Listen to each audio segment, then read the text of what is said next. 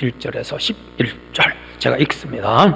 아론의 아들 나답과 아비후가 각기 향로를 가져다가 여호와께서 명령하시지 아니하신 다른 불을 담아 여호와 앞에 분향하였더니 불이 여호와 앞에서 나와 그들을 삼킴에 그들이 여호와 앞에서 죽은지라. 모세가 아론에게 이르되 이는 여호와의 말씀이라. 이르시기를 나는 나를 가까이 하는 자 중에서 내 거룩함을 나타내겠고 온 백성 앞에서 내 영광을 나타내리라 하셨느니라. 아론이 잠잠하니 모세가 아론의 삼촌 우스엘의 아들 미사엘과 엘사반을 불러 그들에게 이르되 나와 너희 형제들을 성소 앞에서 진영 밖으로 메고 나가라 하매 그들이 나와 모세가 말한 대로 그들을 옷 입은 채 진영 밖으로 메어 내니 모세가 아론과 그의 아들 엘르아살과 이다말에게 이르되 너희는 머리를 풀거나 옷을 찢지 말라. 그리하여 너희가 죽음을 면하고 여호와의 진노가 온 회중에 미침을 면하게 하라. 오직 너희 형제 이스라엘 온 족속은 여호와께서 치신 불로 말미암아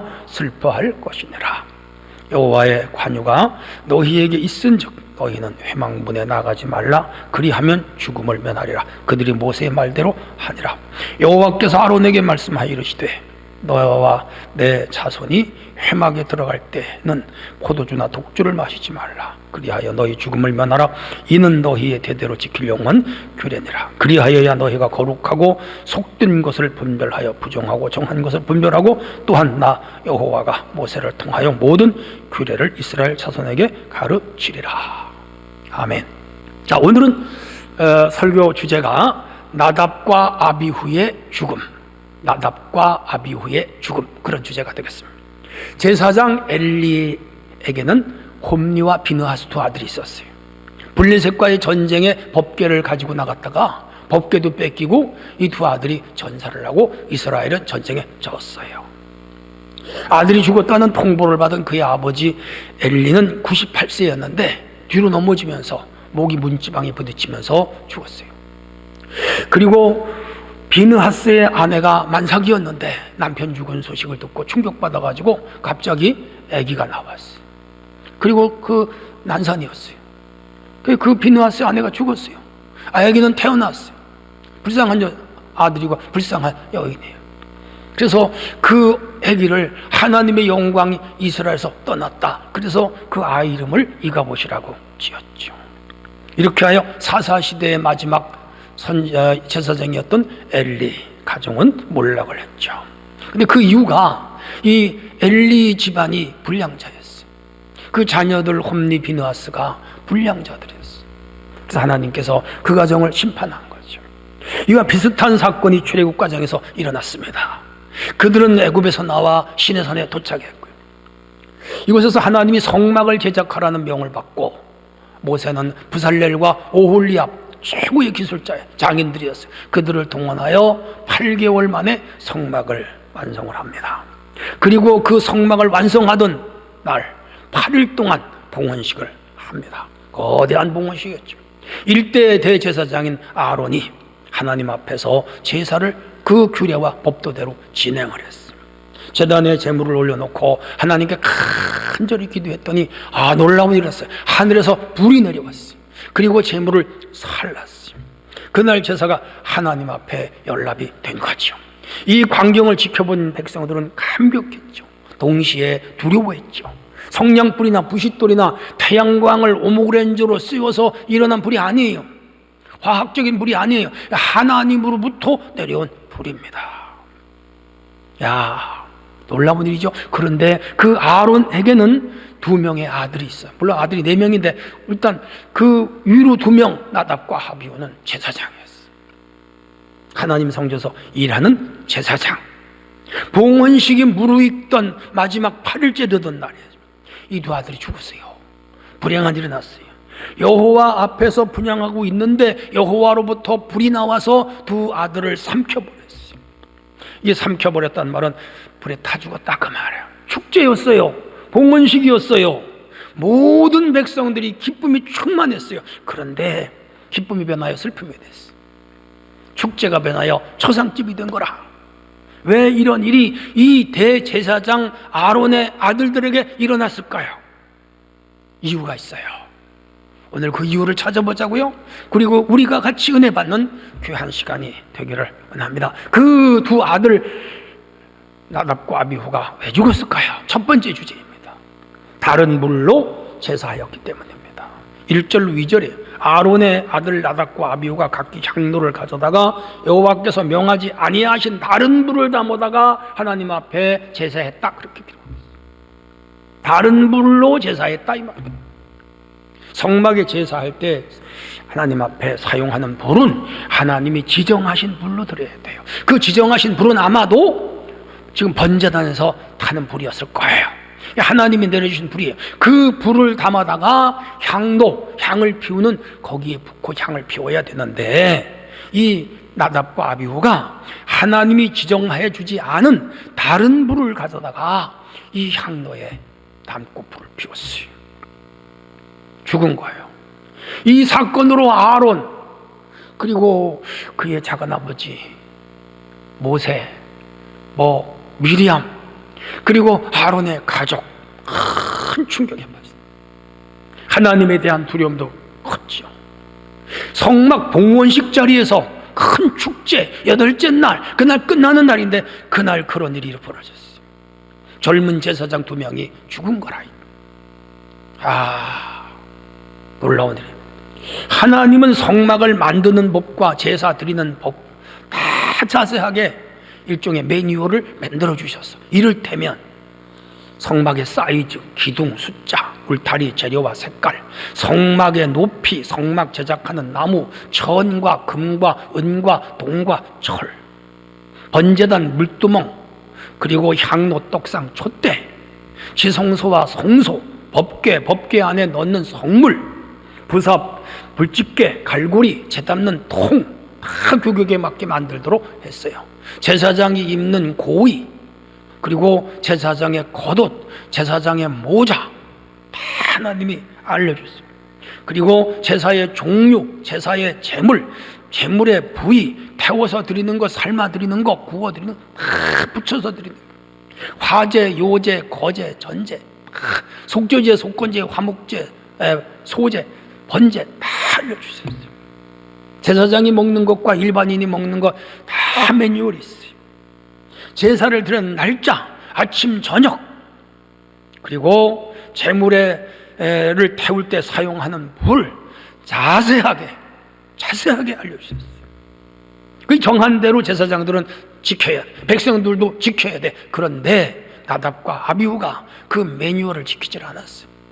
다시 말하면 법을 지키지 않았어요. 규례를 어겼어. 그래서 한 날 두 형제가 죽은 거예요. 두 사람은 하나님의 명령을 우습게 여겼어요. 경홀히 여겼어요. 뭐예요? 자신의 마음대로 했다 이 말이에요. 하나님 앞에 드리는 제사의 매뉴얼을 따르지 않고, 규칙을 따르지 않고 자기들 마음대로 했대. 자신들 편한 대로, 자신들의 직분과 사명을 가볍게 여겼어요. 하나님을 기만했어요. 경거망동했어요. 거룩한 일을 거룩하게 여기질 않았어.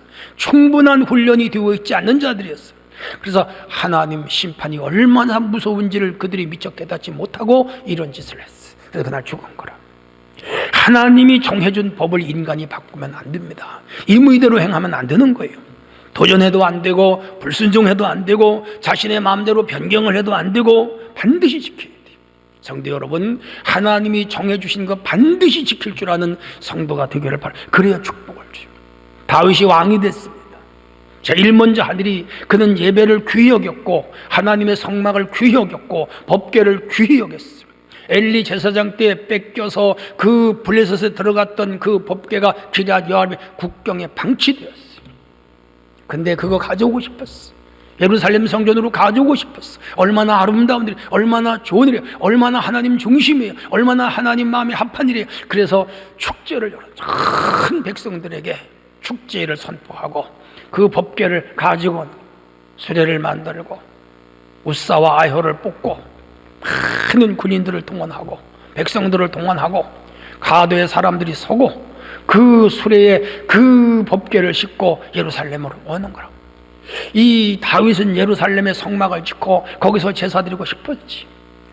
즐거운 마음으로 그날 막 덩실덩실 춤을 추는데 소가 끄는 이 수레가 어느 곳에 오다가 껑충껑충 뛰면서 이 술에 실은 법궤가 미끄러지면서 땅에 떨어지려고 그래. 떨어지면 박살이 나는 거라. 아, 큰일 났어. 그래서 그 수레를 끌고 가던 소를 몰고 가던 우사 이 사람이 그만 법궤에다 손을 떼버렸어. 그런데 죽어버렸어요. 성경을 보면 여호와께서 우사를 충동하심으로 죽으니라. 수만 볼 뒤에 전기에 감전된 것처럼 그 자리에서 그냥 쫙 죽어버렸어요.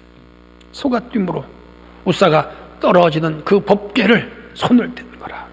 제 생각에는 그게 잘못은 아니라고 생각해요. 왜냐하면 떨어지면 박살나는데 그 책임자인데 떨어지지 않게 해야지.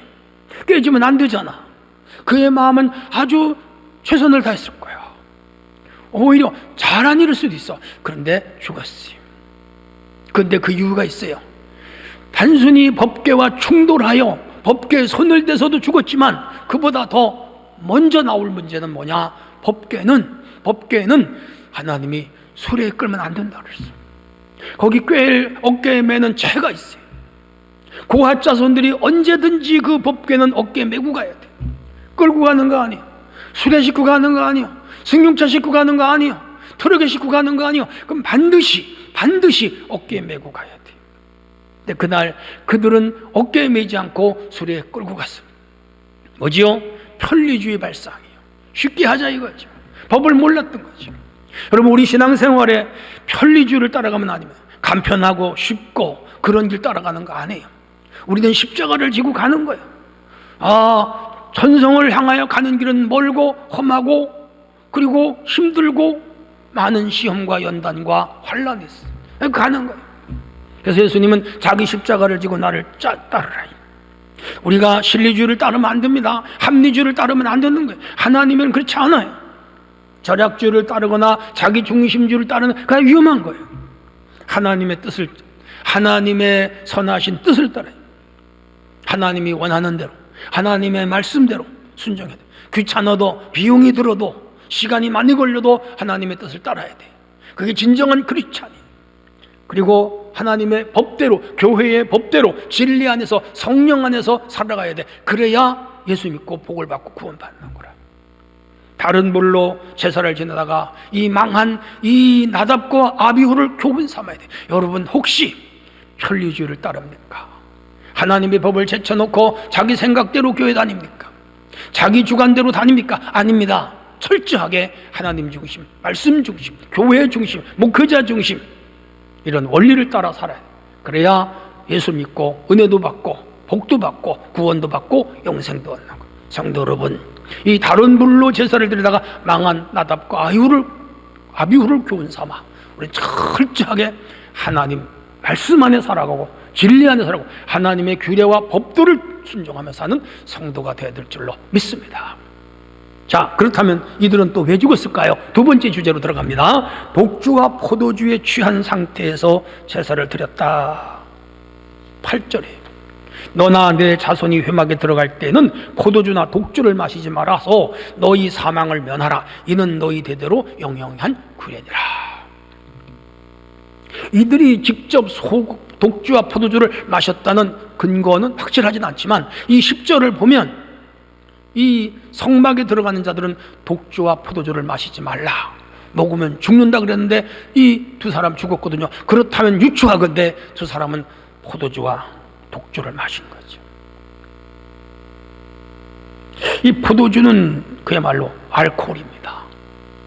에탄올 성분이 1% 이상 함유되면 그 원료는 에틸 알코올이라 그래서 술이 되는 거라. 먹으면 취해요. 피가 빨리 돌아요. 심장이 빨리 뛰어요. 얼굴이 붉어져요. 많이 먹으면 취해요. 더 많이 먹으면 인사불성이 되죠. 기원전 9000년경부터 인류는 메소포타미아에서 맥주를 만들어 마셨어요. 노아도 성경에 보면은 술을 마셨어. 취했어. 실수했죠. 또한 와인은 고대 그리스 시대의 지중해 연안 곳곳에서 생산이 됐어요. 한국에서는 삼국시대 이전부터 술을 만들어 먹었습니다. 소주는 고려시대 원나라를 통해서 들어왔다 그래요.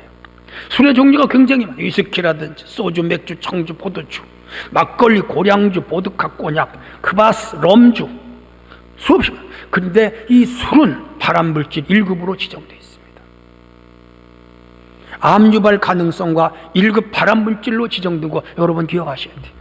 2010년 유럽 성인 36만 명을 상대로 습관과 암 발생률을 조사했는데 남자는 10명에 1명, 여자는 30명에 1명이 이 술을 마셔서 암이 생겼더라.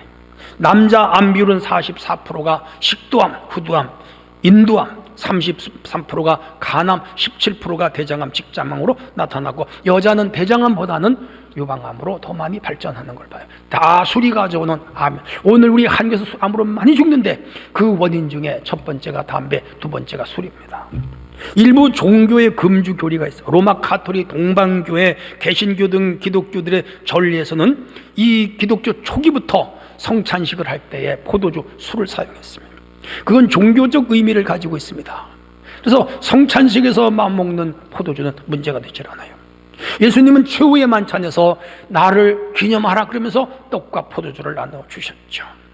그리고 복음서 저자들과 바울의 서신에 근거를 합니다. 술에 대한 기독교의 교회들의 이 해석은 차이가 있습니다. 성공회라든지 로마 캐톨릭이라든지 그리고 개신교 중에서도 진보주의 교회들은 음주와 흡연에 대하여 개인의 기호로 여기고 먹어도 괜찮다, 그렇게 주장하는 교파가 있습니다.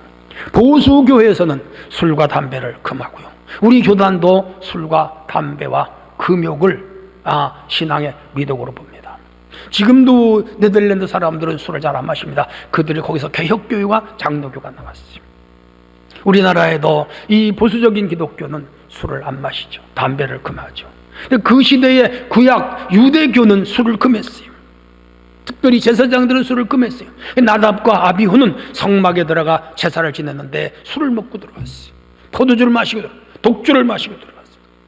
하나님 거룩한 일을 하는데 사제가 어떤 자극에 의해서 흥분된 상태에서 제사를 인도하면 안 되거든요.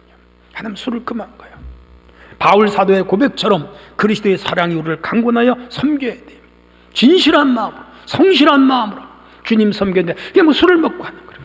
여러분, 제가 막 술 먹고 설교하면 여러분 설교 듣겠습니까? 얼굴이 뻘개가지고 설교하면 여러분 설교 듣겠습니까? 다 떠나가지고 교회 망하는 거죠. 인간의 방법이나 어떤 자극이나 제정신이 아닌 상태에서 하나님을 섬기면 안 돼. 그래서 에베소 5장 18절에 바울 사도는 술은 사람을 방탕하게 한다. 술 취하지 말아라. 성령 충만 받아라. 그렇게 말했습니다. 술은 이성을 상실하게 하고 판단력을 마비시키고 아주 충동적인 행동을 하게 하고 자제력과 통제력을 상실할 뿐 아니라 큰 실수를 가져오게 하는 술이죠. 술을 끄면 잠언 23장에 보면 재앙이 누게서 오느냐, 근심이 누게 있느냐, 분쟁이 누게 있느냐, 원망이 누게 있느냐, 까닭없는 장상이 누게 있느냐, 붉은 눈이 누게 있느냐, 술에 잠긴 자에게 있고 혼합한 술을 구하러 다니는 자들에게 있느니라. 우리나라에 폭탄주 돌리잖아요. 이거 나쁜 거예요. 술은 근심과 분쟁과 재앙을 가지고, 그래서 로마서 13장 13절에 낮에와 같이 단정히 행하고 방탕과 술 취하지 말라. 위에서 잠시 언급했지만 노아가 술 취하여 벌거벗고 드러누웠다가 함에게 놀림당하고 함이 저주받습니다. 우리나라 술 소비량이 세계 1위. 성인 1년 평균 맥주 100병에 소주 60병. 나는 술 한 병도 안 먹는데 왜 이렇게 많이 먹나 몰라. 술은 건강과 정신 영혼을 황폐해요. 그러므로 술을 먹지 말라. 이는 너희가 대대로 지킬 영원한 규례니라. 오늘 10장 9절에 어떤 분은 그래, 목사님 술 먹지 말라는 구절이 어디? 여기 있잖아요. 여기 있어요. 그래, 여기 10장 9절에 술은 사람을 취하게 합니다. 술 취하면 이성이 마비됩니다. 판단력을 잃습니다. 실수하게 합니다. 통제력을 상실합니다. 건강을 해칩니다. 거룩과 경건을 상실합니다. 먹는 것으로 덕을 세우라 그랬는데 덕을 깨트리는 거예요. 성경은 우리에게 술을 금합니다. 여러분 중에 아직 술을 끊지 못한 분이 있다면 기도하세요. 술을 끊으세요. 건강학적으로 나쁘고, 자기 습관적으로 나쁘고, 자기 인격 관리에 나쁘고, 신앙생활에 나쁘고, 은혜생활에 나빠요. 나쁘면 버려야죠. 오히려 우리는 성령을 받으셔야 돼요. 성령에 취해야 돼요. 그래서 성령에 취하고, 말씀에 취하고, 은혜에 취하고, 진리에 취하고, 교회 생활에 취해야 돼요.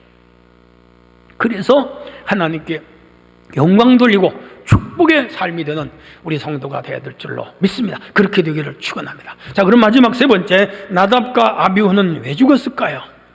셋째 주제입니다. 복합적인 죄에 대한 하나님의 심판이었습니다. 나답과 아비후는 위에서 말씀드린 대로 다른 불로 드리고 독주와 포도주를 마시고 제사를 지낸 그 원인도 있지만은 그것 외에도 또 다른 죄가 있었어요. 또 다른 죄가 있었어요. 한 서너 가지 된다. 첫째는 지성소에 들어갔습니다.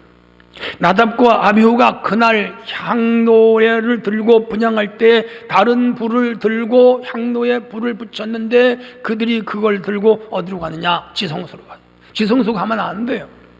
레위기 16장 12절로 13절에 보면 향로를 가져다가 여호와 제단 위에 피운 불을 그것에 채우고 또 곱게 간 향기로운 향을 두 손에 채워가지고 휘장 안에 들어가서 여호와 앞에서 분향하여 향연으로 증거에 속주조를 가리게 할지니 그리하면 죽지 아니하리라 그랬어요.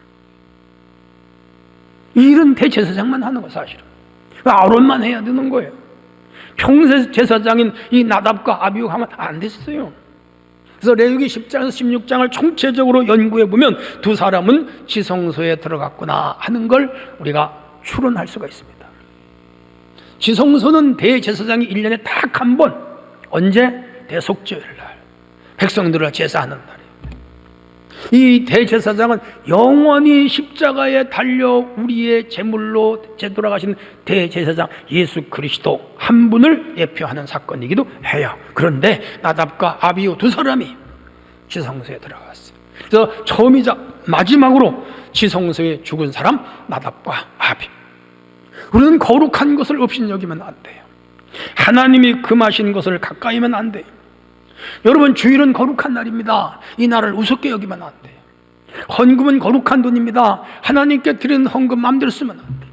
성전은 거룩한 하나님의 집입니다. 하나님의 집을 함부로 여기면 안 돼요. 주의 종들은 하나님이 사용하시는 거룩한 사람입니다. 주의 종들을 함부로 대하면 안 돼요. 천주교에서는 사제를 신부라 그래요. 거룩한 아버지로 부를 정도로 아주 귀하게 여겨요. 우리 개신교는 우습게 여기는 경향이 있어. 안 돼요. 주의 사제들, 주의 종들, 목회자들, 목사님들 귀하게 여겨야 돼요. 귀하게 여겨야 돼요. 둘째는 아론의 죗값이. 모세가 산에 올라가 40일 금식할 때에 그 산 아래 있던 백성들이 금송아지를 만들어서 우상숭배했는데 그 앞장선 사람이 아론이에요. 40일 기도하고 있는 모세에게 하나님께서 야 큰일 났다 내려가 봐라. 아론이 금송아지 만들어가지고 백성들이 춤을 추고 숭배하는구나. 모세가 깜짝 놀랐어. 하나님 주신 십계명 돌판을 양쪽 가슴에 들고 내려왔어. 두 손으로 들고 내려왔어. 기가 막힌 일이 눈앞에 벌어졌어. 너무 화가 났어. 그래서 그 하나님이 써준 그 귀한 돌, 그 귀한 십계명을 그 금송아지다 던져버렸어. 깨졌어. 그리고 금송아지를 태웠어. 가루를 만들어서 백성들에게 먹여버렸어. 화가 나. 그리고 누가 저 금송아지 숭배한 자들을 치겠느냐? 레위 지파가 일어나 칼을 들고 3,000명 죽였어. 3,000명 죽였어. 그래서 하나님이 그 레위 지파를 축복하셨어요. 중요한 것은 이 금송아지 만든 아론의 징벌을 하나님이 보루하셨는데 이 집안에서 자꾸 죄를 지니까 하나님이 몰아서 나답과 아비후를 죽였다. 저는 그렇게 생각합니다. 주의 누적은 재앙을 가져. 매일 자신의 죄를 회개하여 우리의 죄가 누더기처럼 누적되지 않도록 가랑잎이 산골에 쌓여서 이렇게 발효되듯이 우리 죄가 그렇게 쌓여가면 안 돼. 히브리 문헌에 보니까 그날 하늘에서 불이 4줄기가 내려와가지고 2줄기가 나답의 콧구멍으로 나오면서 즉사했고 2줄기의 불이 아비후의 2 콧구멍으로 나오면서 죽었는데 그 불이 내장에 들어가서 내장을 다 태우고 그 불이 콧구멍으로 나와 죽었어요. 그 불은 무서운 불이. 근데 옷은 그대로 있었어. 모세가 아론의 삼촌 우시엘의 아들 미사엘과 엘사반을 불러 그들에게 이르되 나와 너희 형제들을 성소 앞에 진영 밖으로 매가라 하미 그들이 나가 그들을 메고 나갔는데 옷 입은 채로 진영 밖에 메어내다. 옷은 하나도 안 탔어. 그들 콧구멍으로 수만 볼트짜리 불이 들어가서 태워버린 거라. 아마 벼락보다 더 무서운 불, 낙뢰보다 더 무서운 하나님의 불이 그들을 죽였을 거예요. 죗값이 돌아온 거예요. 우리 부모가 죄지면 안 돼요. 그러면 그 자녀에게 그 죗값이 돌아갈 수 있어요. 기억하셔야 돼요. 우리 자녀들이 화를 당하지 않으려면 부모들이 하나님 앞에 바로 살아야 됩니다. 바른 교회관, 바른 목회자관, 바른 성경관, 바른 신앙관 서야 돼요. 그리고 하나님 앞에 영적으로 우리가 바로 서도록, 그래서 이 재앙이 내 가정과 내 자녀에게 돌아가지 않도록 살아야 돼요. 그리고 그들이 하나님 영광 나타나지 않았어. 세 번째, 모세가 아론에게 이르되 이는 여호와의 말씀이라 이르시기를 나는 나를 가까이 하는 주 중에서 내 거룩함을 나타내겠고 온 백성 앞에서 내 영광을 나타내리라 하셨느니라. 3절에 이 말씀은 나답과 아비후가 하나님의 영광을 나타내지 않았다며. 아니, 오히려 나답과 아비후 제사장이 하나님의 영광을 탐했다 이 말이에요. 자신들의 영광을 나타내는 거예요. 젊은 형제 제사장이 자신들의 행위를 과신한 거라. 아마 의수됐을 거야, 뽐냈을 거야, 시쳇말로 까불고 다녔을 거예요. 번제 드릴 시간이 아닌 시간에 와서 향을 피우고 성전 안에서 행동하지 말할 행동을 하고 자신들의 직분을 중요하게 여기지 않고 그 비중에 비하여 간과했죠. 함부로 처신했다. 매사에 상투적이요. 그리고 그의 행동, 언어, 표정, 하나님 앞에 일한 모습들이 불성실했어요. 하나님은 한꺼번에 한 가지 죄를 가지고 묻는 분이 아니라 종합적이고 총체적인 것을 판단하여 벌을 내려요. 이들이 그동안 지은 죄가 너무 많아요. 죽은 거예요. 죽은 거예요. 참 안타까워요. 나답과 아비후의 행동은 오래도록 누적된 불성실과 불경건의 결과. 죽인다만. 사도행전 5장에 보면 아나니아 삽비라 자기의 땅을 팔아 하나님께 바치겠다 그래놓고는 거짓말했어. 얼마를 떼어먹었어. 그리고 일부만 갖다 바쳤어. 베드로가 다 알아. 이게 전부냐 그럴 때 그거 속이는 거 알고 있었거든. 전부입니다. 죽었어요. 3시간 후에 그의 안에 삽비라가 들어왔어요. 자기 남편 죽은 건 몰랐어요. 너 하나님께 바친 게 그게 진짜냐 다냐? 다라 그랬어. 또 죽었어요. 거룩한 것을 함부로 여긴 거예요. 거짓말을 밥 먹듯이 한 거예요. 여러분, 그 아나니아 삽비라가 단순하게 그날 한 번만 죄진 거 아니에요. 그의 생활 습관이 늘 거짓말을 입에 달고 살았어요. 툭하면 거짓말이에요. 툭하면 거짓말이에요. 속였어. 그 결과가 그날 나타나. 위에서 말씀드렸습니다만 우사가 법궤에 손을 댔어. 죽었어. 그 법궤를 메고 가야 하는 것도 맞지만 그 법궤에 손을 댔던 우사 개인적으로 문제가 있어. 이 사람은 거룩한 것에 손을 함부로 대. 거룩한 것을 귀한 것으로 몰라. 거룩한 것을 우습게 여기는 습관이 있었어. 천벌받은 거죠. 성도 여러분, 거룩한 것을 우습게 여기면 안 돼. 하나님을 우습게 여기고 교회를 우습게 여기고 주의 종도를 우습게 여기고 하나님 나라를 우습게 여기고 거룩한 하나님을 우습게 여기면 안 돼. 그분은 귀한 분이에요. 하나님이 하시는 귀한 일이. 오늘 우리는 함부로 하나님의 일을 평가하거나 자신의 마음 생각을 막 바꾸거나 그러면 안 돼. 두렵고 떨리는 마음으로 주님을 섬기는 성도, 그분은 천지 만물을 창조하신 천상하지의 무일무이하신 무소 불능 무소 무유하신 이분 앞에 우리는 참으로 떨어야 돼. 사시나무 떨듯 떨어야 돼. 대통령 앞에 가도 우리가 떨고 존귀한 분 앞에 가도 우리가 고개를 숙이고 몸가짐을 잘하는데 하나님 앞에서 이 아비후와 나답과 홈리와 비느하스와 그리고 이 아나니아와 삽비라와 우사처럼 살면 안 돼. 우리는 자신의 삶과 교회를 섬기는 데 나쁜 습관을 버려야 돼. 지각하는 사람 항상 지각해. 불평하는 사람 항상 불평해. 앞자리에 안 오고 뒷자리에 온 사람 항상 뒷자리에 앉아. 시험 드는 사람 항상 시험 들어. 안 좋은 거예요. 교회를 쉽게 옮겨 다니는 것 습관처럼 해. 안 좋은 거예요. 큰 소리 치는 사람 언제나 큰 소리 쳐. 거짓말하는 사람 언제나 거짓말해. 거만한 사람 언제나 거만해. 말 많은 사람 언제나 말이 많아. 이런 행동은 하나님 영광을 가로막는 행위입니다. 우리 조심하셔야 돼요. 나쁜 습관을 고치지 않으면 어느 날 하나님이 몰아서 그 심판하셔. 내가 하나님 앞에 어느 날 몰아서 심판당하지 않는 삶을 살도록 우리 자신들을 살펴야 됩니다. 사도행전 12장 23절에 보면 헤롯이 영광을 하나님께 돌리지 아니하므로 주의 사자가 치시니 벌레가 먹어 죽으니라.